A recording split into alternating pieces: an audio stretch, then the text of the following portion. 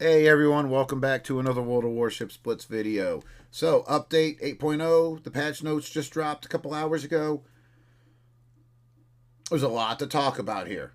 First things first, guys, remember, I'm not a community contributor affiliated with Wargaming. I'm just a player like you guys. So, a lot of this is just my opinion. I don't have any hard data about anything here, so I'm just working off of my opinion of what I'm seeing here. First things first, one of the issues that I did have with the game for a long time is the concealment. I'm sure everybody listening to me now has seen it where you stop shooting your guns, you watch your detection bloom drop, and you're still detected for like 10 seconds, even though you know there's no other ship nearby, no planes nearby, but you're still detected for some reason. I'm hoping this concealment change fixes all that. The little bit I did here is everything that they're talking about was working fine from guys on the test server. That's all I know about it, so let's get into it.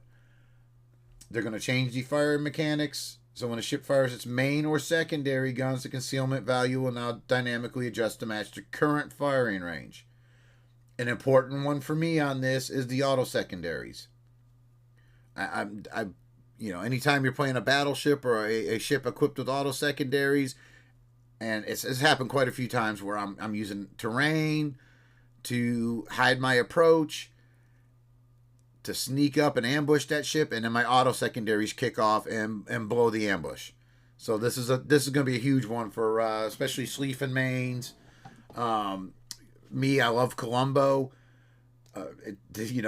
Auto secondaries have given me away a few times trying to sneak up on destroyers to delete them. So that's a huge one for me. And then it says resetting concealment. If there's no enemy targets within that ship's concealment range, your concealment value will just revert to its original state after 3 seconds. So that's huge. If enemy targets remain in range, obviously your concealment's going to stay up for up to 20 seconds. And then if the target's destroyed, moves out of range, or is blocked by terrain, your detection's supposed to reset. So to me, that's a huge fix that I've been complaining about for a long time.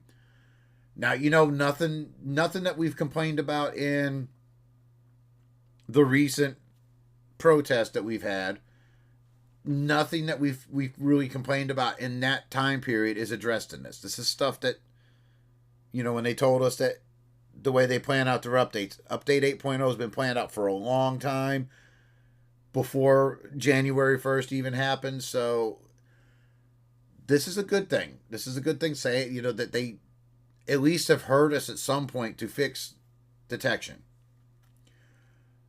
Again, we're going to have to see how it all works out, but this to me is a very positive step. UI update. They're going to try to make the game look better, streamline navigation. I'm not too concerned about it because they were pretty quick to give us an option to change back after that disastrous bright blue UI that they had. They introduced a couple years ago now. They were pretty quick to address that. Gave us a default setting to go back to the old colors. So as long as it doesn't screw the game up too much, I'm okay with it. All right. Super ship. We'll get back into this. We'll get into this stuff here. I don't really care about premium ships right now. New commanders. Yeah. Well, all right. So, additional changes to the game, or because there's more ships being released, more tech trees. They're increasing your warship limit in your port. They're going to do a little tweak on the regatta progress bar. Clean that up a little bit. Silver compensation. If you buy a bundle, say these new bundles that they've been popping out with a premium ship and then say 4 tech tree ships, you weren't getting your silver from those tech tree ships if you own them already. So they fixed that. So that's a good thing. Another great one here. Colorful islands. The map where you can sail through multiple islands at the same time, and they're changing up the spawn positions and how ships are going to be placed. And several hitboxes have also been adjusted, and glitching through terrain should no longer be possible. Guys, when you see the map, we're going to have to test that out in training rooms and see if they fixed everything. If they haven't, guys, just get a video of it and just put it in bug fixes on the main Discord server. Here we got some other bug fixes. Mostly it's ship models, AA, damage calculations,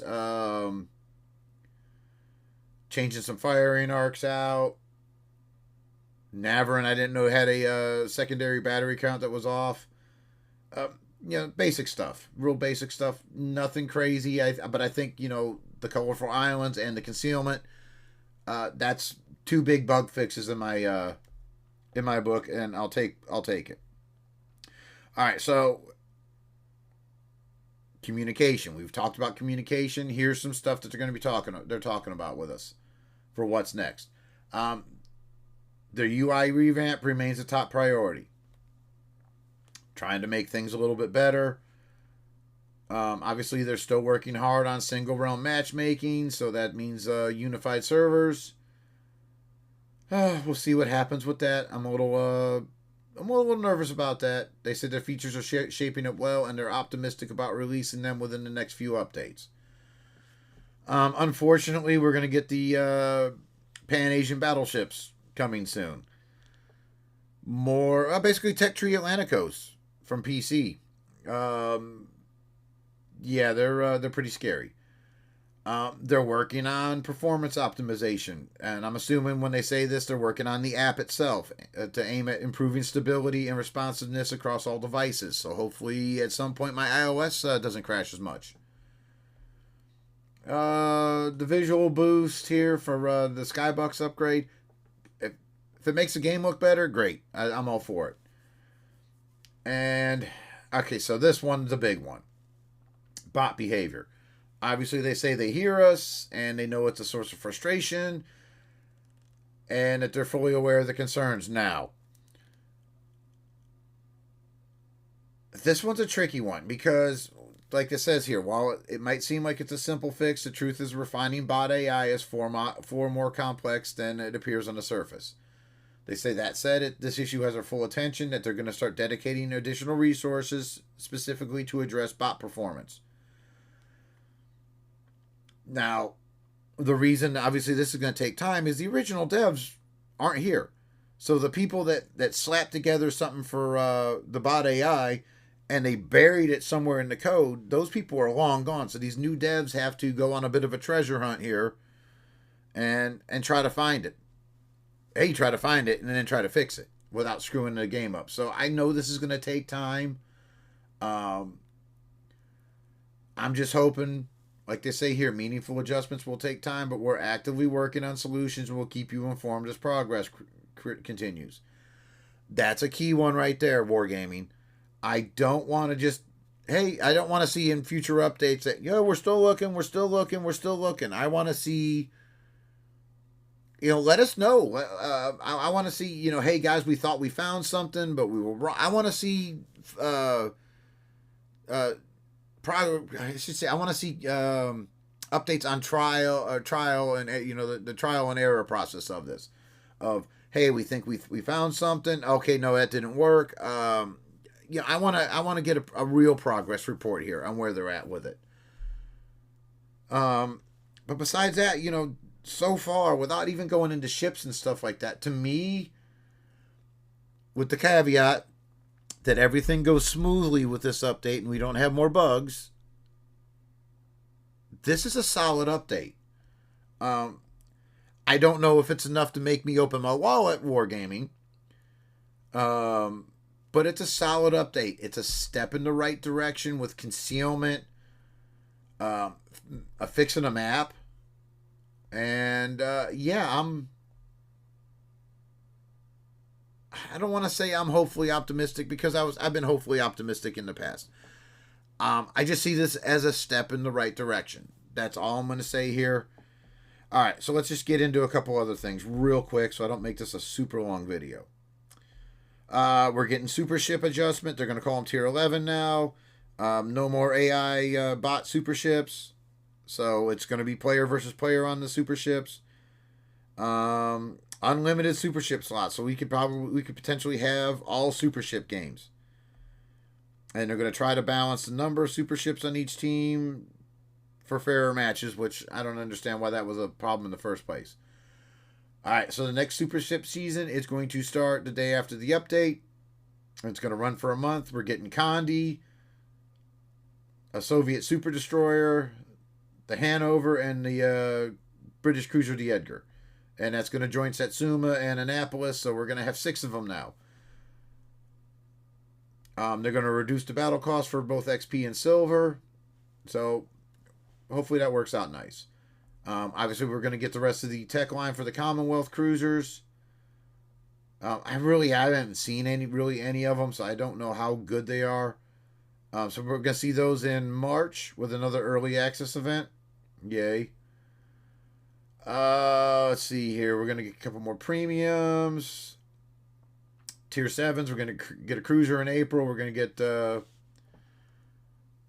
Stored 43 in March. Thing I kind of like about this is the descriptions are a little bit better. AP shells for higher gun output, reduced torpedo reload, increased turning acceleration, but a weak haul to kind of compensate that. And then what's it get? Rapid reload, smoke generator, and sonar. So that one's going to be a pretty tough... Oh, no, I'm sorry. Doesn't get anything. Oh, yeah, I'm sorry, it does. Rapid reload 2 times, smoke generator. Yeah, so that's pretty nice. That sounds like it might be a fun ship. Francesco. I'm horrible with that with pronunciation, so we're not even gonna try it. But yeah, we're getting a Tier 7 cruiser in the April Blitz Pass. Boom or bust torpedoes with long range but long reload. Yeah, that's typical Italian. Excellent mobility and ballistics, but requires careful positioning due to weak defenses. Okay. I don't know about this one, but I'm going to be real curious to see how this one works out. The Tier 9 cruiser Michelangelo. See what this looks like, because it sounds like it's got SAP secondaries. The torpedoes reload slow, but I'm kind of curious about that one. A French Italian destroyer hybrid.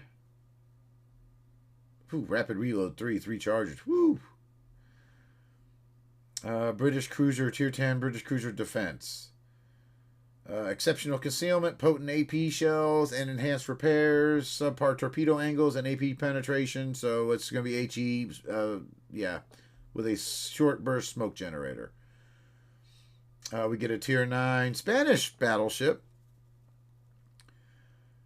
which is Italian, combining elements from Roma and Vittorio. Victoria excels at extending skill but sacrifices base attributes. Reliable choice for players seeking versatility, which to me that's my one thing about the Italian battleships: versatility. Gets burst fire, rapid reload and a burst fire. Ooh. All right, you have my attention. And the ship that no one has asked for ever was the Black Sevastopol. Yeah, we're not even go there. Edgar. I don't know about special camouflages for the super ships. All right, defense. There's our British cruiser. Three turrets up front. Francesco, the cruiser. Ooh, what is that, like 2 turrets? Ugh. That's a cool camo, guys. That is a really cool camo.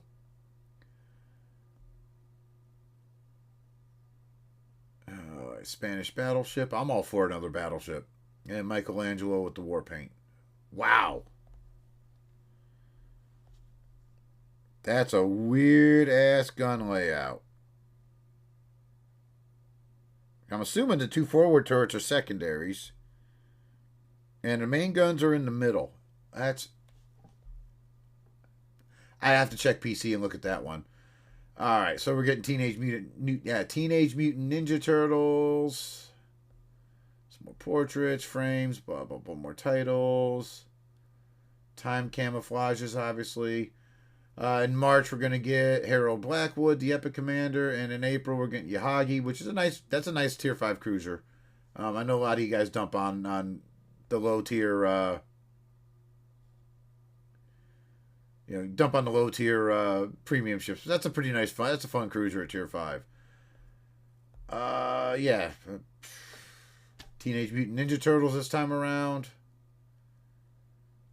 So yeah, like I said, guys, it's a step in the right direction. That's my thought on this update. Hopefully it drops well and doesn't bug out on us.